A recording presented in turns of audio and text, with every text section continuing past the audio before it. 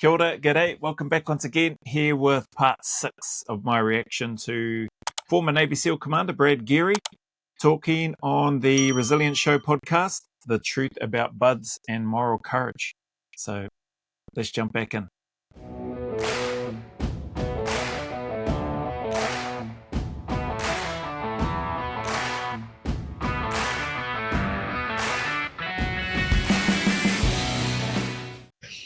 Those watchstanders didn't necessarily, I don't think they knew he took the drugs, but they saw him decompensating. And they asked him multiple times, hey, you want me to call 911? You don't look great. And he denied medical care, I think three separate times. And so, you have a right as an American citizen to deny medical coverage. Your iPhone 17 needs our most advanced mouse case ever. And that's really what happened. He was never denied medical care. He actually turned it down when it was offered. We can go back and armchair quarterback this a lot, and we have, and there's things we can always do better. And we're doing it a little bit better now to protect candidates from themselves a little bit better. But that's really what we're talking about here. And the criticisms of Buds at the time, in my mind, are a bit unjust and unfair because, well, at what length are we expected to go to protect someone from their own bad choices? Ultimately, we're human beings and we're going to make mistakes. And people are going to make bad choices. There's consequences. There's responsibility that's involved there, personal responsibility.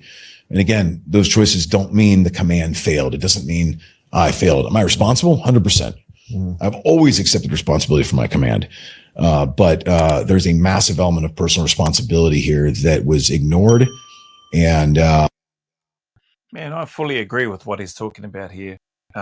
That personal accountability, personal responsibility, having a trainer in a fighter's corner because they're going to want to keep going and trying to, looking back with the benefit of hindsight, going, okay, can we protect candidates better from themselves and the decisions that they make or that they don't want to make? I'm sure they're learning from that and they'll take those lessons away. But man, him as the commander, the instructors doing their job, medical care being available, readily available to support and help.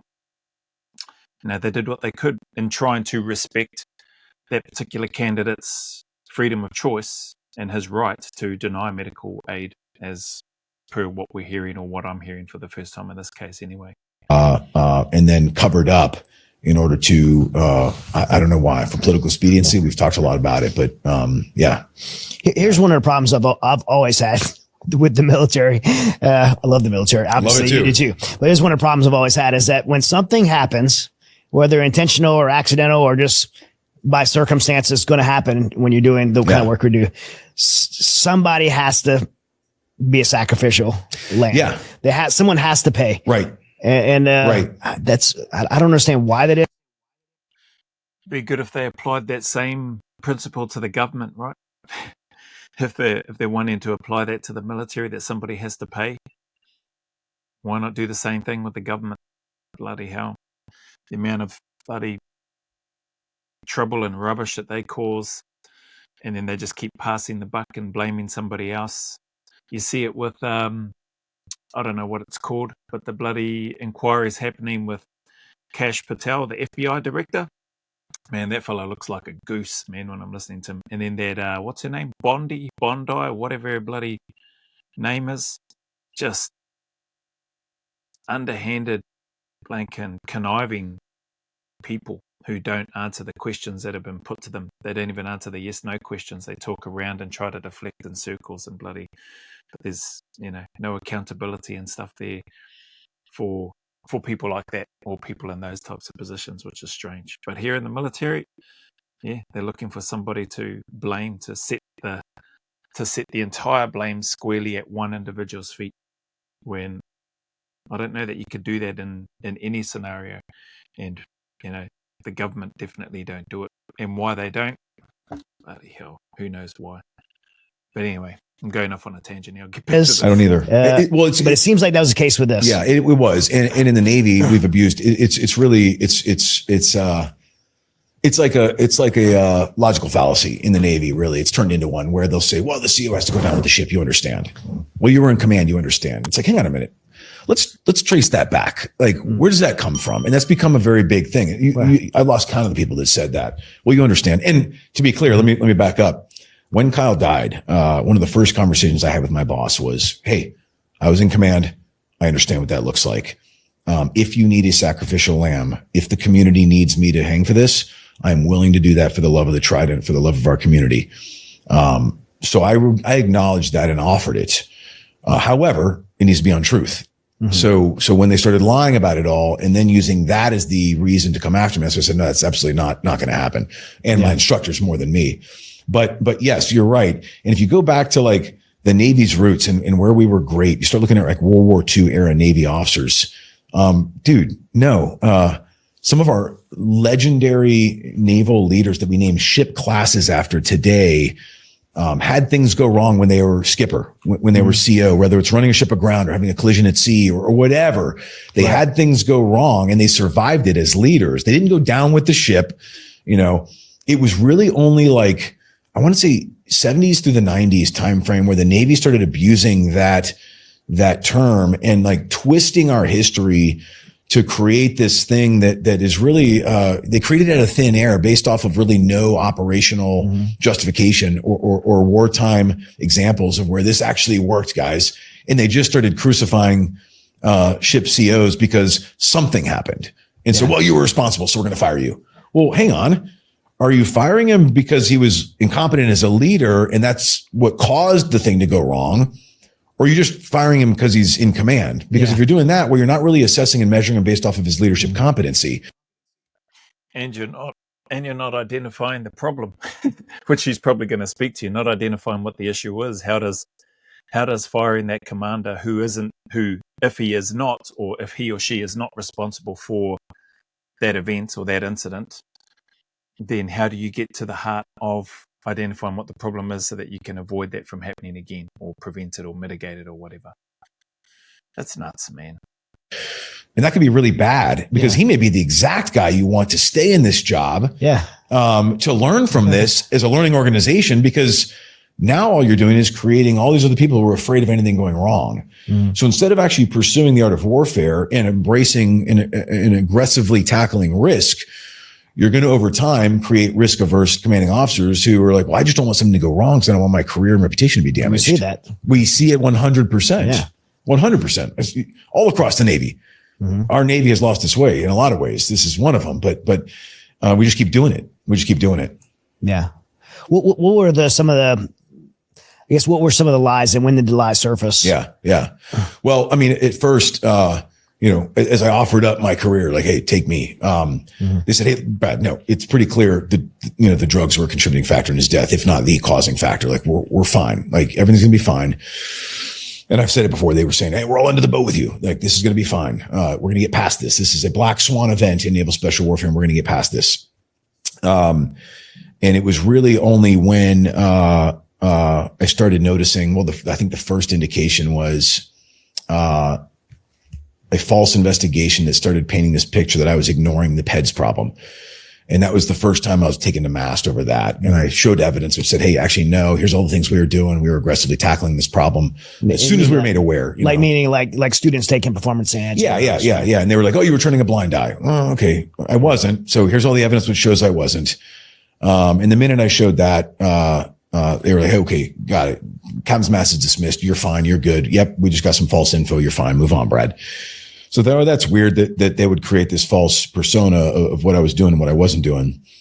But then it's like, that didn't stop it. So then the next thing was, well, what's the next argument? And then I saw the press release where they said, hey, drugs did not contribute to his death. And that was a Navy press release that the Chinfo released from the SecNav's floor. And I said, well, that's a lie. Yeah. In a big statement. Yeah. I mean, that's an overt lie because the investigation that I read when I was charged with mass the first time said drugs were a contributing factor. That's what they concluded. And the independent review by the 3-star Surface Forces Pacific Command validated that assessment and actually doubled down on it. So how did we lie? And once I started peeling the onion back, it turns out, what do you mean you changed the investigation? What do you mean you didn't like the findings at the CNO level, so you directed them to fix it?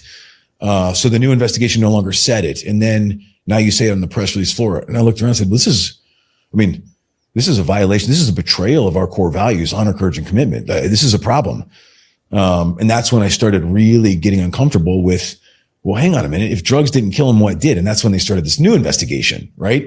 And if you get back to, if you started an investigation upon a false assumption, right, something was wrong. That something was wrong. That something was wrong. And if you started with drugs didn't kill him, and that's your guidance going into this, which we know it was, well, then you're going to find you're going to create something else that did kill him, an excuse, a reason for accountability, and create this new perceived need for accountability, all based upon a lie. And you're going to willfully ignore evidence that would contradict your presupposition. This is confirmation bias. I mean, psychologists, this is nothing's new here. This is human nature. Wow, what a bloody, that must have been hard, man, to then discover this and have this coming at you. The initial report confirming, I think he said the guy doubled down on that the drugs were a major contributing factor, if not the contributing factor to the tragic passing of that candidate. How supposed leaders could then look to try to, seems like, target this guy who was in command at the time. I don't know what they're thinking. How do you think that that's going to help? Are you trying to give peace to the family so that they can point the finger at somebody? You're trying to get it so that he ends up going to jail? Like, what's the... Man, I really don't understand the rationale behind any of that. And they just did it.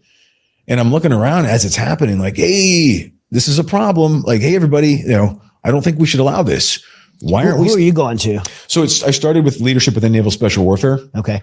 I started with a couple 06s, like post major commanders, I have concerns. It felt so silly, because these are like those ethical case studies that you read about, like the Naval Academy. And you're like, well, that would never happen. Like, no one's going to overtly lie. And you're in this moral dilemma where you have to confront them on the lie. No, it happened. Yeah. And as an 06, I felt like I was taking crazy pills.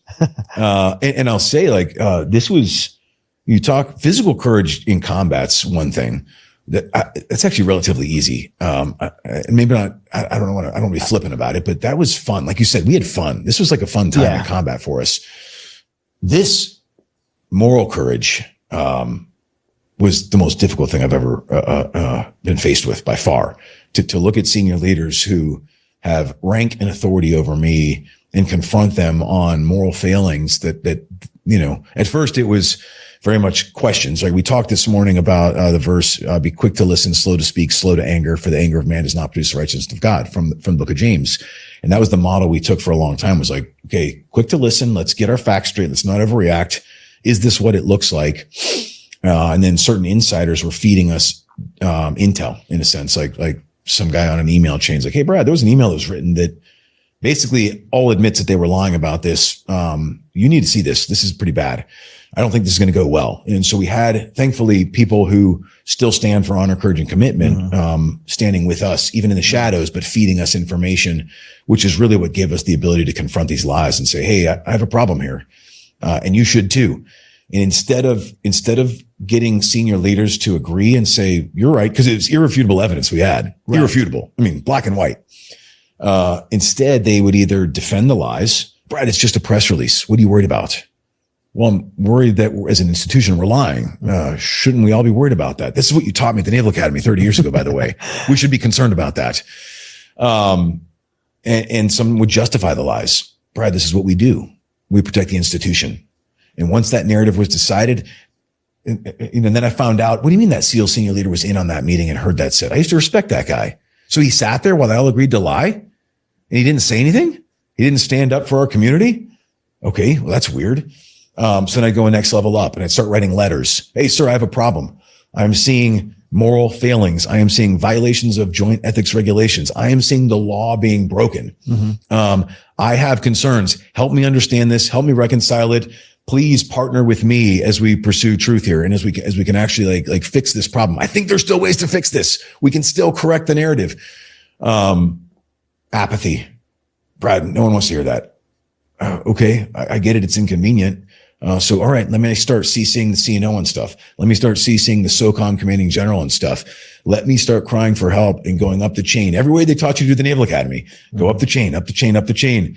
And I just saw apathy and hypocrisy at every level. If you think it might rain later, then all you need is this bearskin heavy storm rain jacket. That's because this is the only hike. It was so disappointing because I had such faith and hope in this institution that it was what I thought it was. When they say protect the institution, what were they trying to protect? So the initial lie, because once an institution decides on a narrative, and if they know it's a lie, then they have to protect. They have to protect that because they'll never want to go back. How often does the Navy actually apologize and say we messed something up here? Mm-hmm. Never. They should. I shouldn't say never. They've done it like once or twice. Study the Captain McVeigh story from World War II. If you want to know how long it takes the Navy to apologize for something, that dude died by suicide after the Navy put him through an unjust court martial. And it wasn't until the Clinton era that the Navy actually apologized. So it's very rare. And this, I really do believe our story will one day be a case study at the Naval Academy in the ethics department, because it's a great example of how an institutional lie at a very small level, and even for the right reasons, right? Well, we're trying to protect the family and we're trying to protect his name from being dragged through the mud.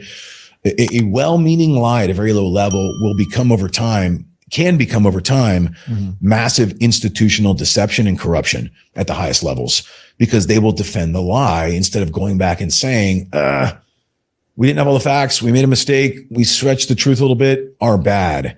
Yeah. And so that was what they meant. Well, we have to protect the narrative. We have to protect the institution, which means we have to back up this lie, and we have to hold you accountable, Brad. That's what I was saying. At what point did it become consequential for you? Yeah. Well, I mean, from the beginning, because it was a crisis of conscience, and I was losing faith. It just sounds like crap. Who, they're supposed leaders again in these positions. Man. How you could do that to somebody that's given so much service and time, 24 or 30 years, if you include all his time of loyal service to, as he mentioned, to the Trident, to the Navy, to the military.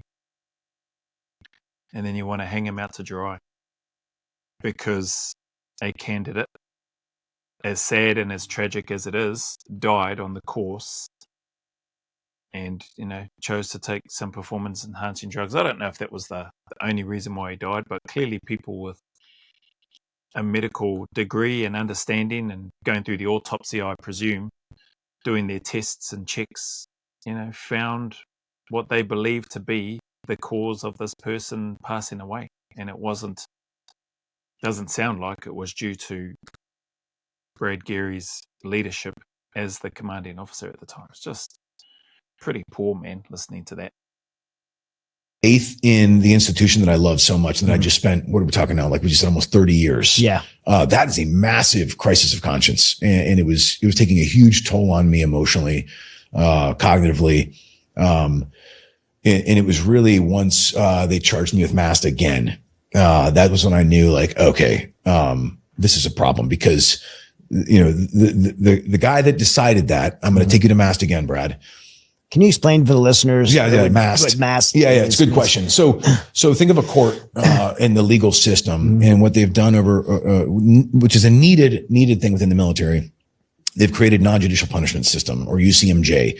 If you've ever saw the movie, what was the movie? Jag, or the show they used to do? Show Jag, yeah. Yeah, Jag, great. Watch that. Or watch the lawyer for free fall Johnson. Yeah, or A Few Good Men. You can start to understand the military court system. Yeah.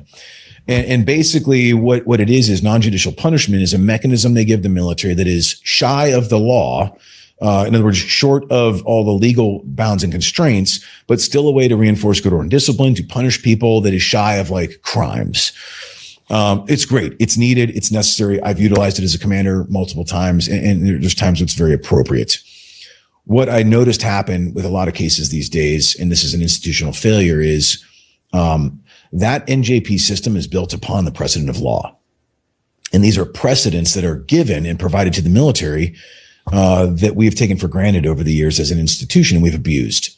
And instead of relying on the precedent of law, a lot of the military commanders out there have just decided, well, I can just kind of do what I want to do. And I need to use this in this mechanism because, well, people need to see that I did something.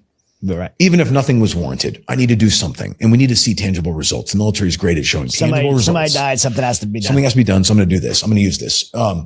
But back to the legal example, and this is what I like to use as a parallel here. That admiral knew. He told me to my face, "Hey, Brad, this investigation, was deliberately manipulative. I know it. You know it. They absolutely falsified information here. They created things that didn't exist out of thin air. He himself signed a 70-page rebuttal to that investigation. Okay. But he still used that investigation to charge me with MAST, with NJP, and pursue accountability. So the equivalent would be in a courtroom if a judge starting a trial said, hey, everybody, we're here to do this trial against this person. I know for a fact the police falsified this entire investigation and it's full of nothing but lies. But we still have to let this process play out, and we're still going to pursue this court, and we're going to try this person here by a jury, or actually not even by a jury, by me, because I feel like there's something that needs to be done here, and I need to reinforce good order and discipline in this courtroom. Which would never happen. It would never happen. That's just stupid. I'm glad that he shared that analogy. That makes more sense for me, not having a understanding of the legal process, especially not in the military side of things and not in the US. But it's just ridiculous. Who allows that stuff to happen? You know that it's all lies, that it's incorrect, that the report has been made up, but you want to be seen to be doing something when really you're just making yourself out to look like a wanker. Not this guy, whoever those people were that decided that they needed to be seen to be doing something, which was the wrong thing. Far out. Grow up here and do the right thing. Do what's supposed to be done. Not dragging innocent people through the mud and putting them, the individual and their families, through all of that crap. It's just ridiculous. It's just dredging up the same angry feelings that I had with regards to Jay Cowell and his team. And Jay Cowell being on the Sean Ryan show and the stuff that he was talking about, what him and his team have been going through. Different scenario and situations, I get it. Whole different series of events, but the stories just sound similar. Going after guys that have done nothing wrong. And the evidence is there. The drone footage is there. Release the drone footage. That will clear everything up. You got Jay Cowell and his team members saying, release the drone footage. That hasn't been released. They're just hanging this thing over Jay and his team. It's just crazy. Throw the case out with prejudice, punish the cops for producing a false investigation, and totally absolve the person that was just pitted against by the system. But that's not what happens in the military. Oh, no, we need to let this process play out, Brad. Well, then if you do that, you are contradicting the legal precedent that your authorities are built on, which is now a violation of your oath of office. You had failed as a leader when you do that. And they'll say, well, yeah, but I have a good reason to believe that something went wrong. Okay, well then let's have a discussion about that. But you cannot pursue any kind of punishment or even non-judicial punishment if you know that the investigation is false and manipulative, which everybody knew. Right. So that's where Naval Special Warfare failed in this as well. And it was all well-meaning. You know, I don't think these people meant me ill will. I don't think they were malicious against me. I know them to be very kind people. But just dickheads and dummies, by the sounds of things, can be very kind, but you can still be very dumb and stupid as well. Sounds like they were both of those things in this case.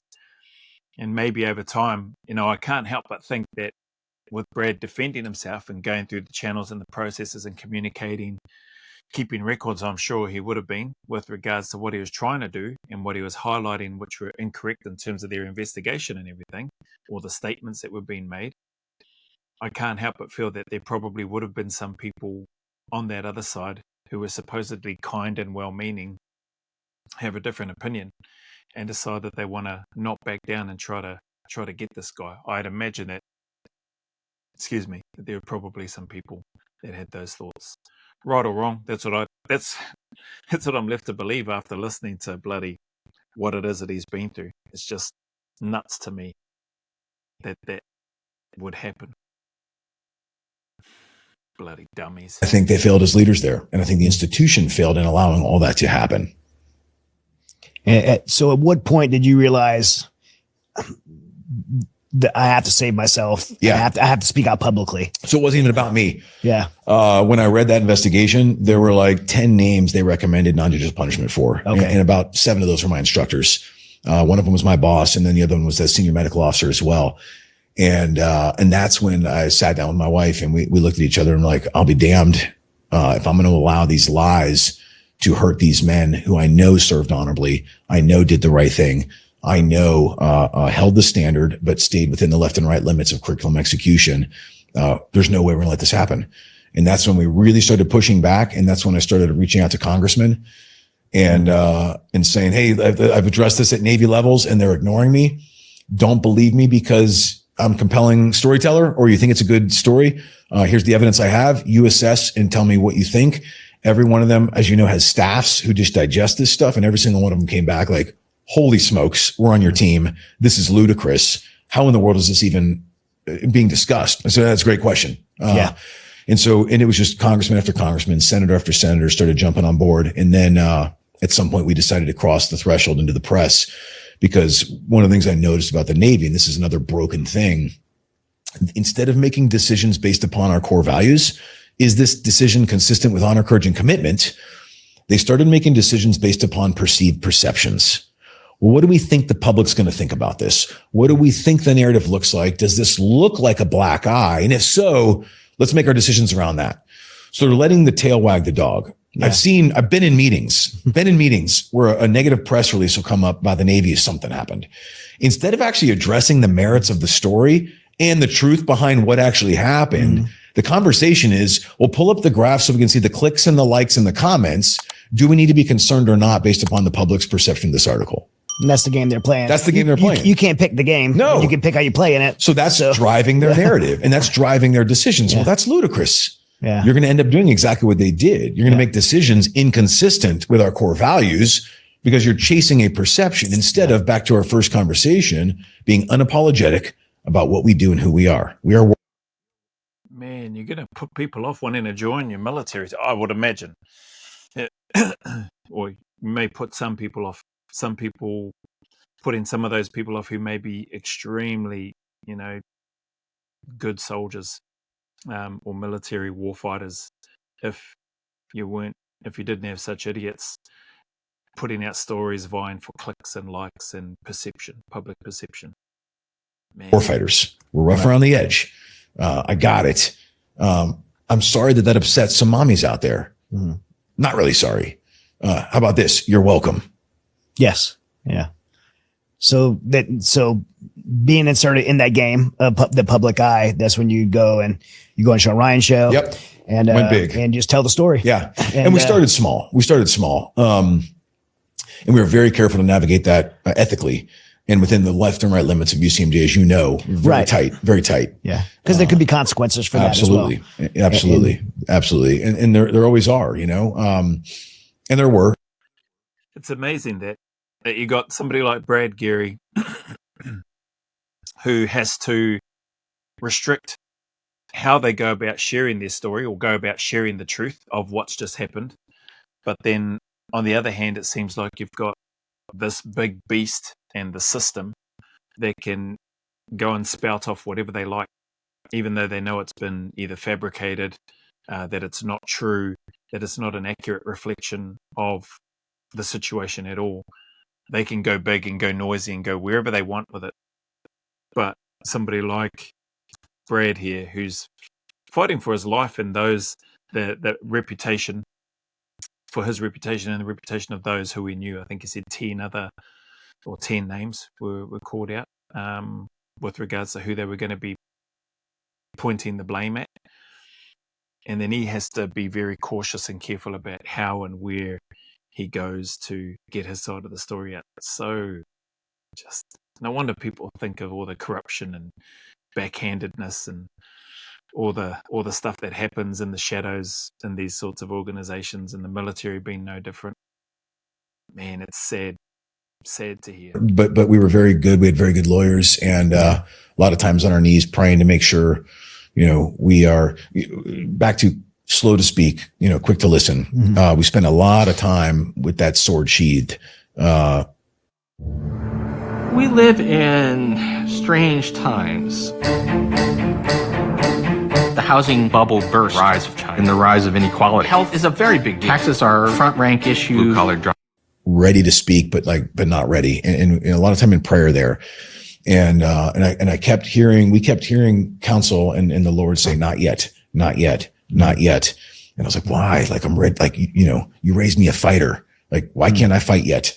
And I know now, looking back, I wasn't ready because I was early on very angry, very frustrated, bitter about these people that were betraying us, that were betraying our core values, that were cheapening the Trident, that were cheapening the Navy anchor. And if I spoke then, it would have been out of anger. It would have been out of vindictiveness. It would have been out of hurt. And those arguments never carry that much weight. I think they fall flat a lot of times. We talked about that when you're speaking from anger. Yeah, being retaliatory is. You just sound like. Man, this is a cool reflection listening to Brad Geary speak about this situation. I can connect. I can relate to that, and I'm glad that, or just in my own situation with regards to here in NZ, I can 100% connect to where he's coming from. Not that I was thinking or on my knees in prayer, thinking about why can't I say this, why can't I say that. It's just come out over time with regards to people that have asked questions in regards to stuff here in the military in NZ when I was here before going over to Australia. But yeah, when he's saying those things, I can 100% see myself being upset, and it would not come across very well at all, I don't think, had I done like, that person's just whining over there. Right. So I know now in my personal journey, I had to find a way to get to forgiveness for those people. And the only way I could get there was through submitting to God's sovereignty. And I've told that story too. And once I did that, we had peace. Once I had peace, now we're free to actually fight, because now we can fight from a place of love for the Navy, love for the institution, love for naval special warfare, even love for my enemies, because, hey, we can't let these things go unanswered. I can't let you sit up there with 3-4 stars, on your collar and lie about our organization, without being confronted on that. It's done out of love for them, love for the institution now. And so I look back, I'm like, okay, Lord, that's why you were telling me to take a knee. That's why we had to keep the sword sheathed. But when we decided to pull it, when we felt it was time, SEALs don't mess around. When you pick a fight with us, we'll fight and we'll take it to the end. It was effective. It was at least. It's a cool analogy that he's spoken about, keeping the sword sheathed in its scabbard and its holder, for want of a better term, until it was time to pull it out and then speak and say his piece. I like how he's spoken as well, that he was able to come from a place of love for the unit, for the organization, for the Navy, etc., etc. Even for the enemies, they still sound like dickheads to me. But anyway, from my purview, it was effective. It was. I mean, it worked. It worked. It was a roll of a dice. It was a gamble for you. It was. We were walking through a thick fog, having no idea where it would go. Lots of risk. But every time we made a decision, we did it prayerfully. And we said, hey, are we making this decision? Okay, back to my conflict with the Navy. They're making decisions based upon perceived perceptions. We said, what are our principles that we care the most about?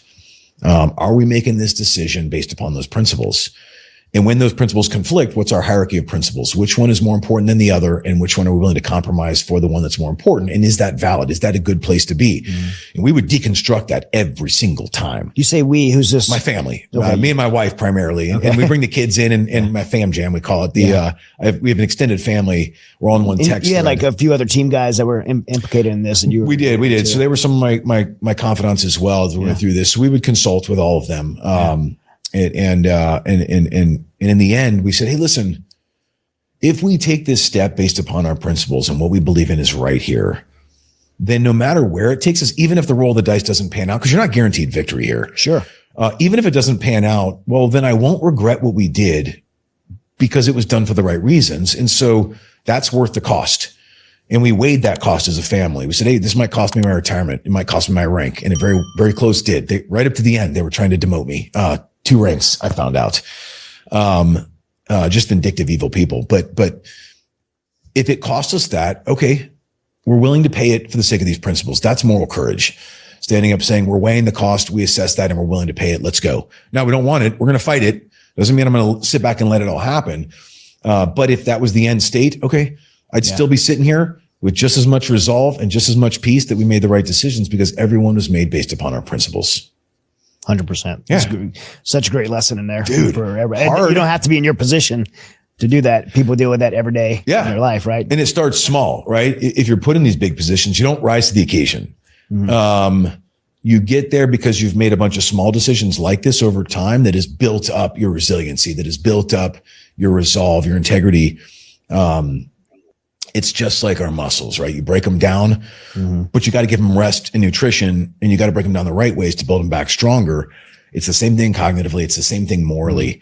It's almost like there's a formula out there. Same thing spiritually. It's almost like there's this formula out there. Like you have to suffer in order to get stronger. I love that. So David Goggins talks about all the time. You have to suffer. You have to go through it. There's so much truth to that. And I love that he's just shared that again. I'm just going to rewind that so we hear it again. It's almost like there's this formula out there. Like you have to suffer in order to get stronger. You're not going to be able to bench 315 on day one, and you're not going to be able to handle a moral dilemma like this on day one. It takes incremental efforts. It takes those building blocks. It takes the breakdown and the build up. It takes the failures, looking back saying like, golly, I messed that one up. I totally failed to have moral courage when I should have. I should have spoken up and I didn't. I'm a turd. I hate myself for that. Okay. Let's not spend time in guilt. Let's regret, learn, build, evolve, get better next time. Next time I'll do better. That's right. Yeah. It's resilience. Yeah. I mean, that's it. It's just it's a process. It's a growth process for sure. Hey guys, I hope you're enjoying the episode with Brad Geary. We are going to cut here and pick back up next week for part 2. And so stay tuned, like, share, comment. And if you're not done so yet, make sure you go and join our Patreon. We need your support there. So finish it up next week and stay resilient. That's cool. Okay. So we went a little bit over. It's just under 40 minutes because I saw this here. I'm glad that there's going to be a part 2. So I'll go and do the part 2 of this interview with Mr. Brad Geary on the Resilience Show. But I've been enjoying this. I really enjoyed that one, listening to and getting a bit more of an understanding of just like a snapshot glimpse of what it is that Brad and some of the members of his team, including his family, had to go through, even though they shouldn't have needed to go through it. But man, I like that comment around you have to suffer in order to succeed, in order to grow, in order to become strong. So much truth to that. And so, yeah, I think that's probably a nice segue into leading into the wrap up and the message at the end. But first, as always, just thank you all very much for any time and support that you give here to my channel. And with that, the message is the same. Any challenges, any suffering, any struggles, any trials that you may be going through, man, keep turning up. Stay in that fight, put one foot in front of the other, and take one day at a time. Know that things can do and will get better. You will grow through the experience, even though you may not want to go through it. You will be stronger and the sun will shine again. I promise you, better days are ahead and those better days are closer than you think. So just stick at it. As always, go always a little further. Remember, who dares wins and who cares wins.